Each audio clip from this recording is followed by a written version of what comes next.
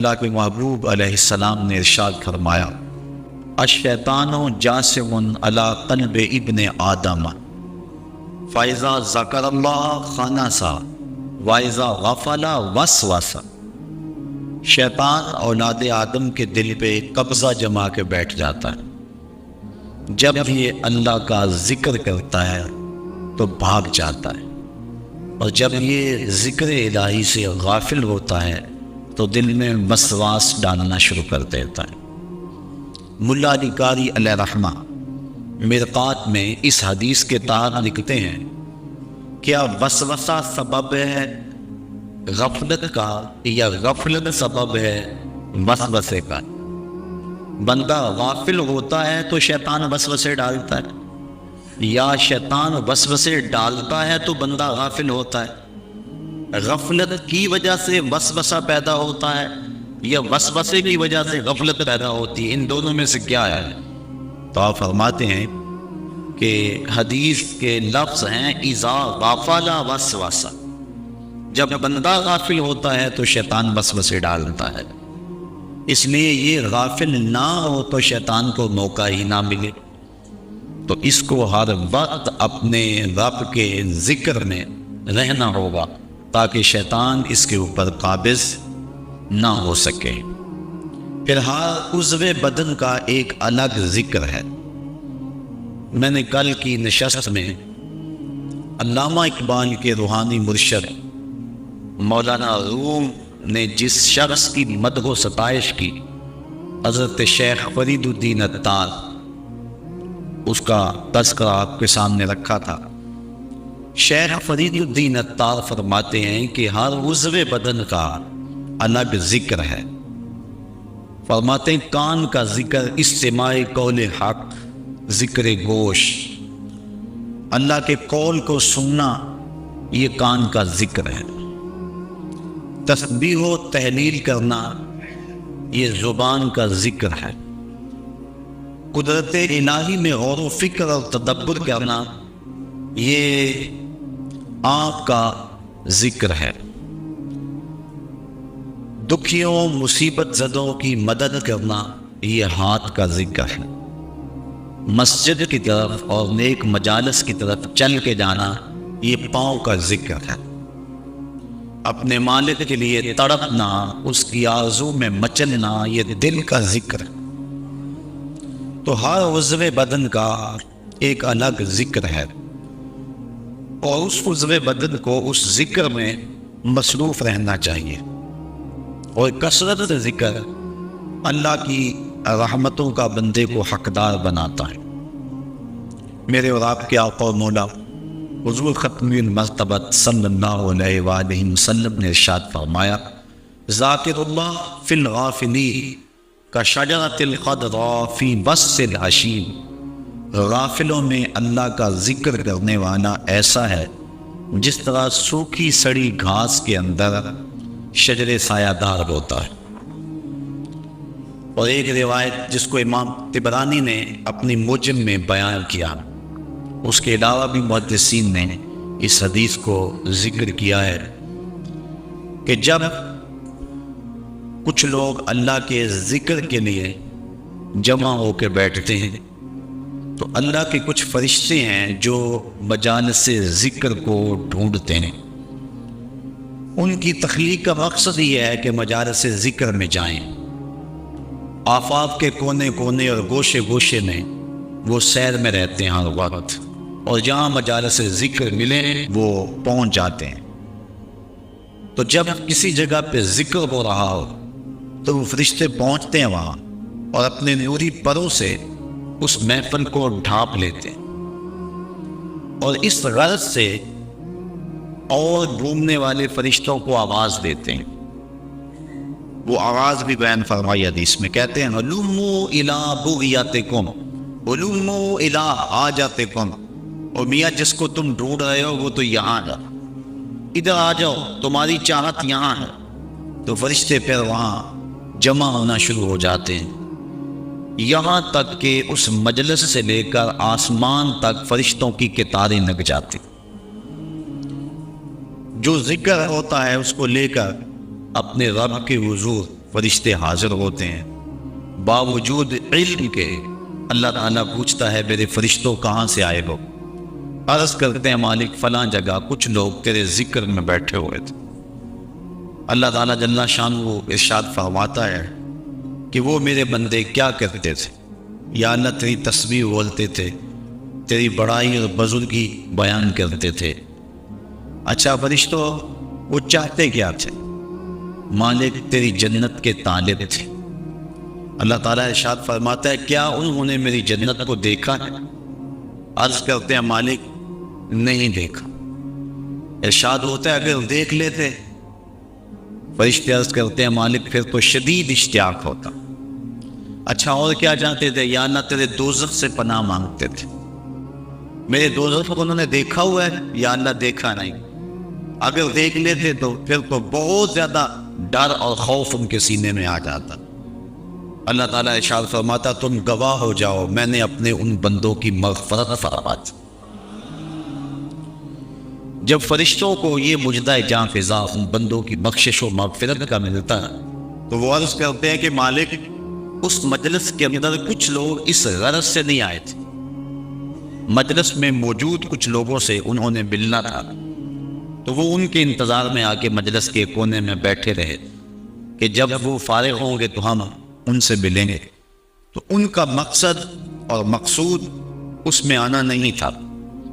تو اللہ تعالیٰ ارشاد فرماتا ہے کہ میرے بندوں میں نے اپنے ان بندوں کو بھی بخش دیا۔ کیوں؟ هم القوم لا یشقی جلیسهم، کہ یہ ذکر کرنے والے ایسی قوم ہیں کہ جن کے پاس بیٹھنے والا بھی بدبخت نہیں رہتا۔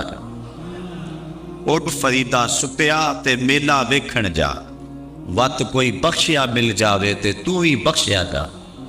کہا یہ میرے ذکر والے بندے وہ ہیں کہ جن کے پاس بیٹھنے والا بھی بدبخت نہیں رہتا۔ حضرت خواجہ محمد امین شاہ رحمۃ اللہ تعالی علیہ آپ اللہ تعالیٰ جل شانہ کے انوار و تجلیات کا تذکرہ کر رہے تھے اور اہل اللہ کی صحبت اور مجلس میں بیٹھنے کے فیض کو بیان کر رہے تھے۔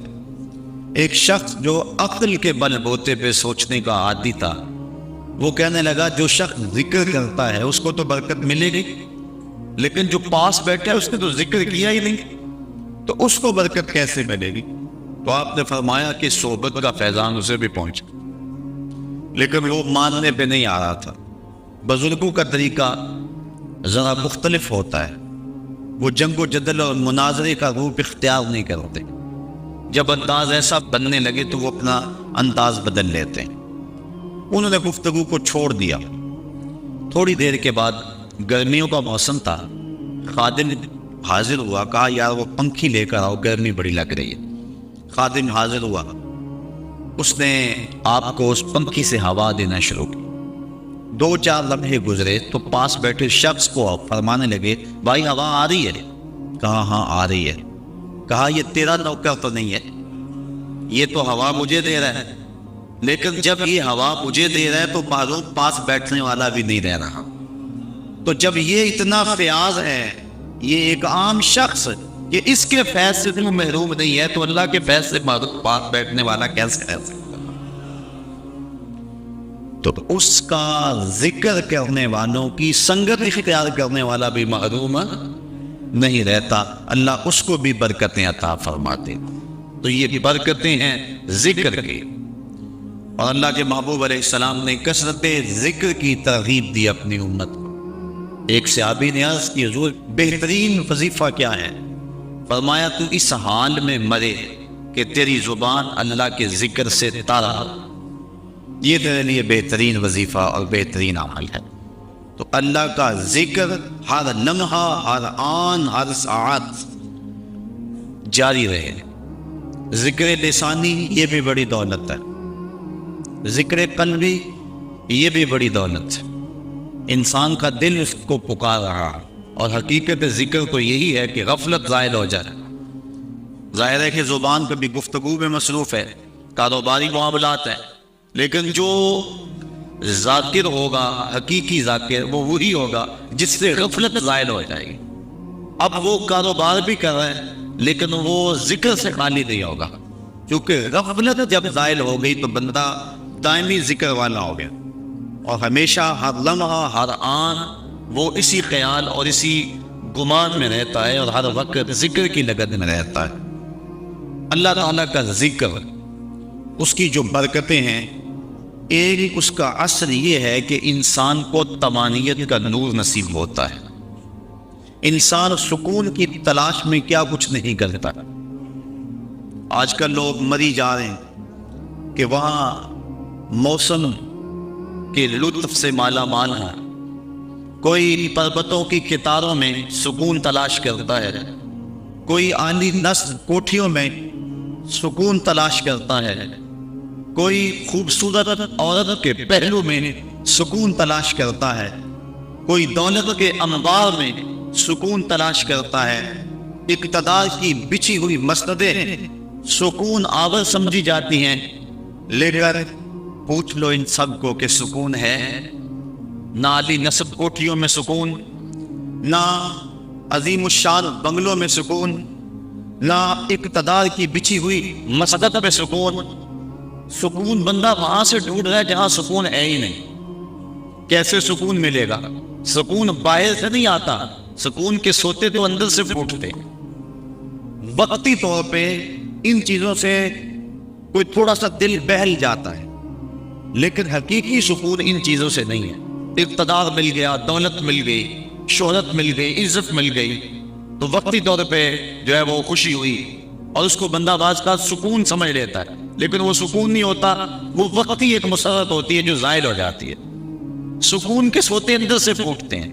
میں مثال دیا کرتا ہوں کہ جتنی مرضی بارش برسے، کبھی بارش کے پانی سے کنواں نہیں بھرتا۔ اوپر سے جتنی مرضی بارش آئے، کچھ چند قطرے پانی کے کنویں کے اندر آ جائیں گے۔ کنواں کیسے بنتا ہے؟ نیچے سے جو سوتے پھوٹتے ہیں، وہی کنویں کو مالا مال کرتے ہیں۔ اسی طرح سکون کے سوتے باہر سے نہیں اندر سے پھوٹتے ہیں، اور وہ دل سے پھوٹتے ہیں۔ اس لیے فرمایا الا بذکر اللہ تطمئن القلوب، اگر سکون ڈھونڈتے ہو اس کا نام جپو، تمہارے دکھی دل کو قرار آ جائے۔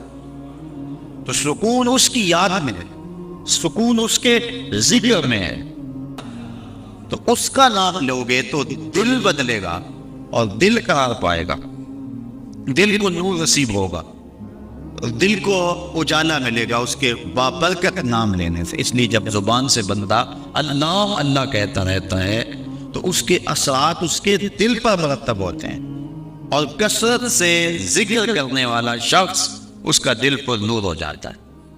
بلکہ ہم نے تو تصوف کی کتابوں میں پڑھا ہے، جب کوئی شخص ایک مرتبہ اللہ کہتا ہے، اللہ تعالیٰ اس کی طرف نظر رحمت سے دیکھتا ہے، اور جس کی طرف اللہ تعالیٰ نظر رحمت سے دیکھ لے اس کے 70 گنا جن کے راہ ہو جاتے ہیں۔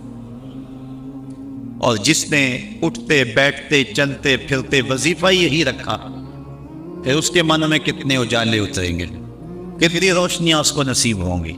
تو کہا یا ایھا الذین آمنوا اذکروا اللہ ذکرا کثیرا، اے ایمان والو اپنے رب کا کثرت سے ذکر کرو۔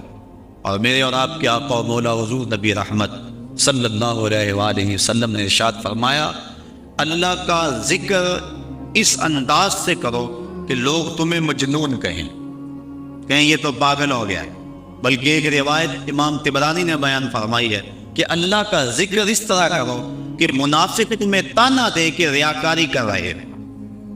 اس انداز کے ساتھ تم اس کا ذکر کرو تو اس کا ذکر کر کے دل جلا پاتا ہے، دل تسکین پاتا ہے، دل میں روشنی ہوتی ہے۔ تو ہمارا مزاج یہ ہونا چاہیے کہ اٹھتے بیٹھتے چلتے پھرتے اس کے ذکر کو ہم حرز جا بنا لیں۔ جب بندہ ایک مرتبہ کہتا ہے سبحان اللہ، زمین آسمان کے درمیان جتنا فاصلہ ہے سارا نور سے بھر جاتا ہے۔ یہ برکتیں ہیں ذکر کی۔ اس کا نام تو لے، کوئی معمولی نام ہے؟ جب زبان پہ اللہ کہتا ہے 14 طبق روشن ہو جاتے ہیں۔ یہ اتنا بڑا نام ہے، یہ اتنا بڑا وظیفہ ہے کہ اس سے بڑا کیا وظیفہ ہو سکتا ہے؟ اس کا نام، اس کا ذکر۔ تو فرمایا اللہ کا ذکر اتنی کثرت سے کرو کہ لوگ تمہیں کہیں مجنون ہیں، اور منافق تمہیں ریاکاری کے تانے دے، تم اٹھتے بیٹھتے چلتے پھرتے اس کے ذکر کو حرز جا بنائے رکھو، یہی تمہارا سرمایہ ہے، یہی تمہارا وظیفہ ہے۔ دکھے ہوئے دل کا بھی یہی علاج ہے، پریشان خاطری کا بھی یہی علاج ہے۔ اندر کی کالے اس کے ذکر سے دھلتی ہے۔ حضور فرمایا لِكُلِّ شَيْءٍ ثَقَالَةٌ وَثَقَالَةُ الْقُلُوبِ ذِكْرُ اللَّهِ۔ ہر شے کا زنگ دور کرنے کے لیے کچھ نہ کچھ بنایا گیا۔ کپڑے کو میل لگ جائے تو صابن یا سرف سے دھوتے ہیں، اس طرح لوہے کو زنگ لگ جائے تو ایک مار سے صاف کرتے ہیں۔ ہر شے کا زنگ دور کرنے کے لیے کچھ نہ کچھ ہے۔ فرمایا دلوں کو زنگ لگ جائے تو اللہ کا ذکر کرو، تمہارے دل ستھرے ہو جائیں۔ وَثَقَالَةُ الْقُلُوبِ ذِكْرُ اللَّهِ، دل کی ثقالت، دل کے زنگ کو دور کرنے کا جو آلہ ہے وہ اللہ کا ذکر ہے۔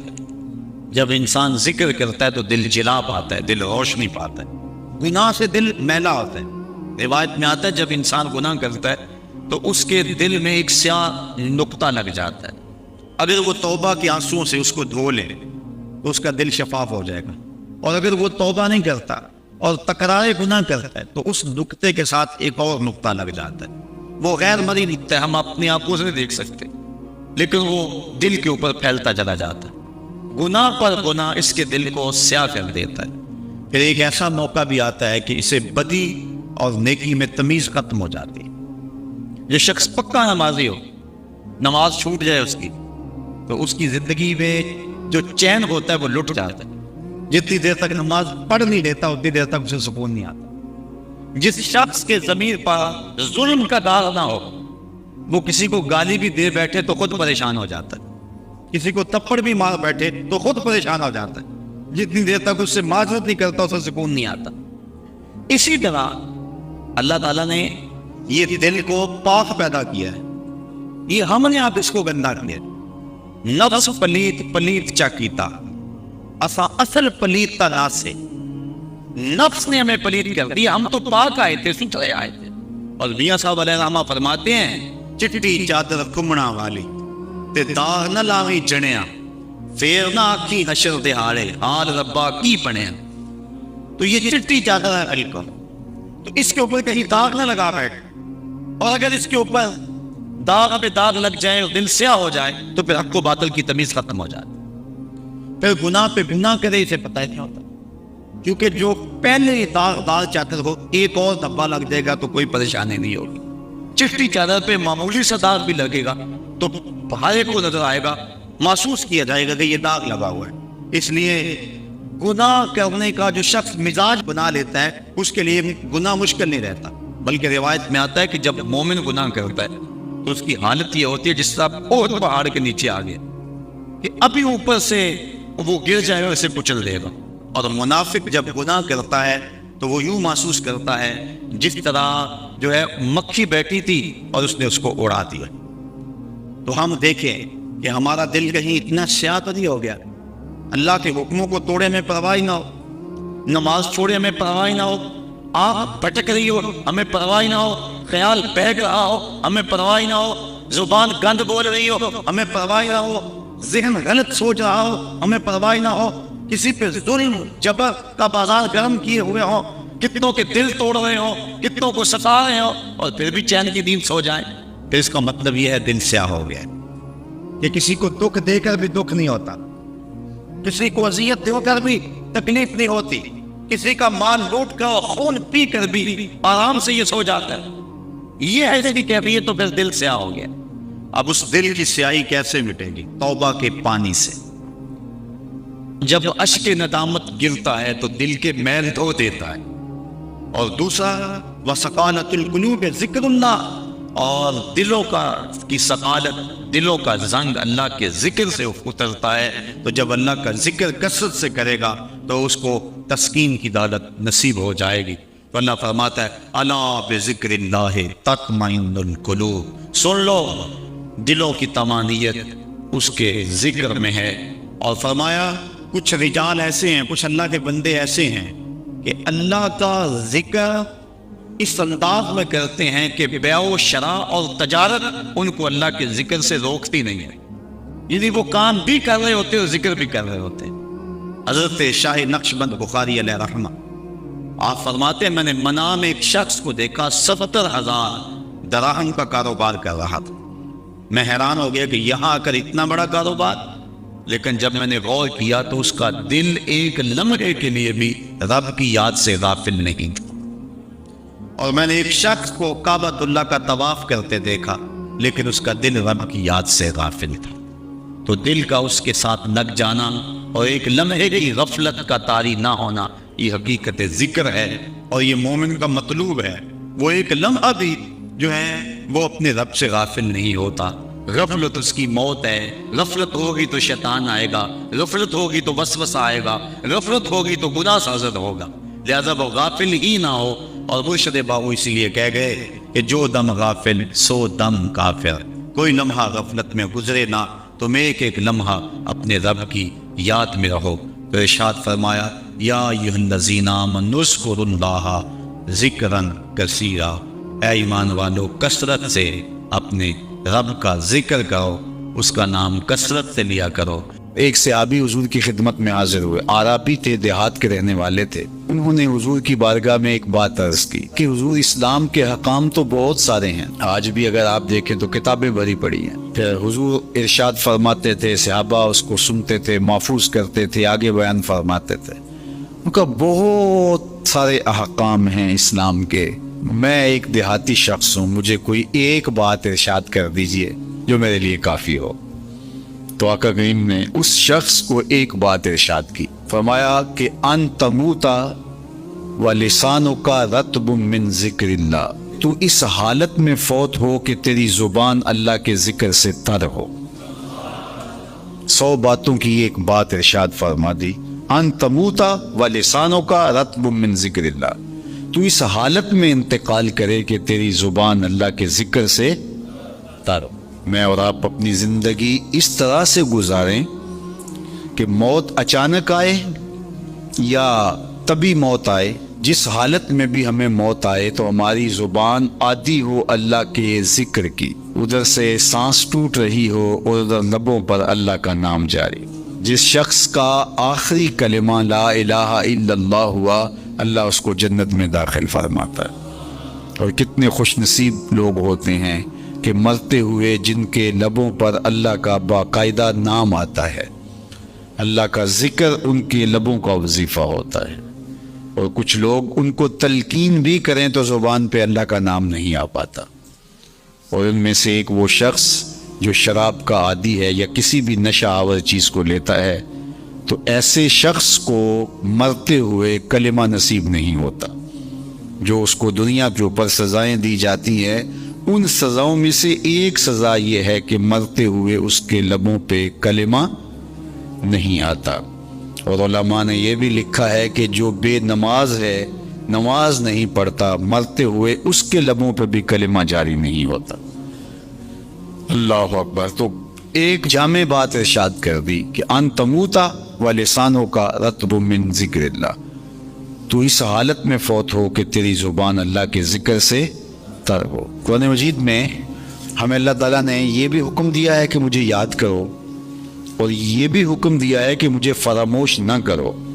وَلَا تَكُونُوا كَالَّذِينَ نَسُوا اللَّهَ فَأَنسَاهُمْ أَنفُسَهُمْ أُولَٰئِكَ هُمُ الْفَاسِقُونَ. ان لوگوں کی طرح نہ ہو جانا جنہوں نے اللہ کو فراموش کر دیا, اللہ کو بھول گئے. جب کوئی خدا کو بھول گیا تو خدا پھر اس کو فراموش کر دیتا ہے, اور اس کی سزا کیا ہے کہ وہ خود فراموشی کا شکار ہو جاتا ہے, وہ اپنے آپ سے بھی آگاہ نہیں رہتا. تو ہمیں جو حکم دیا گیا وہ ہے اللہ کو یاد کرنے کا. تو یاد کرنے کا ایک مفہوم یہ ہے کہ اللہ جل شانہ کی اطاعت کی جائے, اس کی فرما برداری کی جائے, اس کے احکام پر عمل پیرا ہوا جائے, نہ یہ ہے کہ اس کے احکام کو فراموش کر دیا جائے. یقول اللہ تبارک و تعالی, اللہ جل شانہ خود ارشاد فرماتا ہے, یہ حدیث قدسی ہے, فیما یروی عن ربہ, جو حضور اپنے رب سے روایت کرتے ہیں. اللہ جل شانہ کیا ارشاد فرماتا ہے, سنیے. انا عند ظن عبدی بی, میرا بندہ میرے بارے جو گمان کرتا ہے میں ایسے ہی معاملہ کرتا ہوں، یعنی بندے کو میرے سے جو گمان ہے تو میں اس کے مطابق معاملت فرماتا ہوں۔ وَأَنَا مَعَهُ إِذَا ذَكَرَنِي، اور جب وہ مجھے یاد کرتا ہے میں اس کے ساتھ ہی ہوتا ہوں۔